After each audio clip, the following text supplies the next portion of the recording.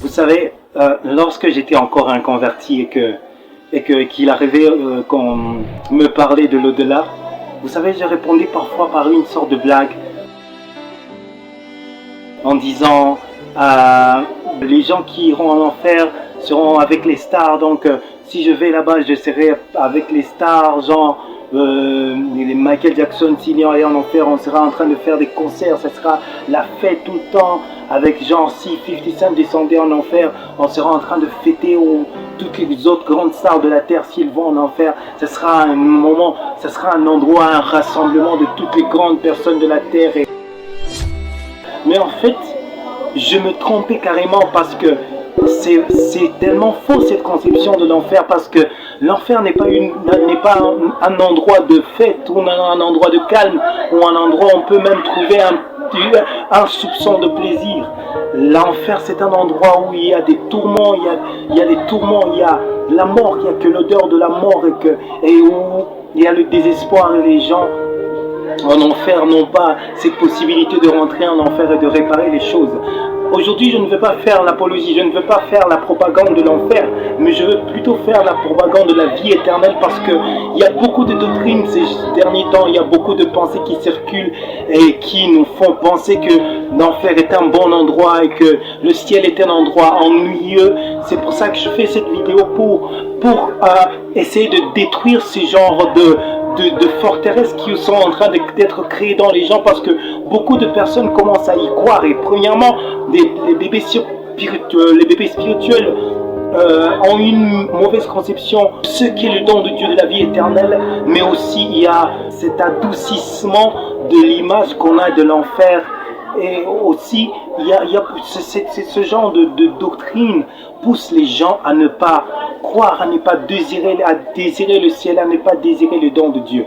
L'enfer, ce n'est pas un endroit qui est vraiment bon à vivre dedans. J'aimerais qu'on lise la parole de Dieu dans Luc chapitre 16, verset 22. Dit ceci, le pauvre mourut et il fut porté par les anges dans le sein d'Abraham. Le riche mourut aussi et il fut enseveli. Dans le séjour de mort, il leva les yeux et tandis qu'il était en proie au tourment, il vit de loin Abraham et Lazare dans son sein. Il s'écria: Père Abraham, aie pitié de moi, envoie Lazare pour qu'il trempe le bout de son doigt dans l'eau et me rafraîchisse la langue, car je souffre cruellement dans cette flamme. Cette petite portion des Écritures est suffisante pour nous montrer ce qui se passe dans l'au-delà. Premièrement, j'aimerais commencer par dire ceci. Il y a cette mauvaise conception des choses il y a cette mauvaise philosophie disant que c'est une hérésie même, qui dit que l'homme, après sa mort, ne va nulle part, et que après cette vie, il n'y a pas d'autre vie, et que lorsque l'homme meurt, c'est comme un animal, il meurt et que sa vie s'arrête là. C'est totalement faux. Jésus-Christ est en train d'expliquer la mort, est en train d'expliquer la mort du pauvre Lazare, la vie après la mort du pauvre Lazare et la vie après la mort de l'homme riche, qui n'a rien à voir avec la richesse ou la pauvreté, la richesse de l'homme riche ou la pauvreté de Lazare, mais ça tout dépendait de la vie qu'il menait sur terre. Lorsque Jésus-Christ parle, décrit comment est-ce que l'homme riche qui a vécu une vie sur terre, une vie abondante, mais dans le péché, est mort et d'aller directement dans les séjours de mort en enfer. Il a commencé à être en proie au tourment. Et le Lazare qui a vécu une vie pieuse ici sur terre est allé directement, il a été porté par les anges. La Bible dit ceci que dans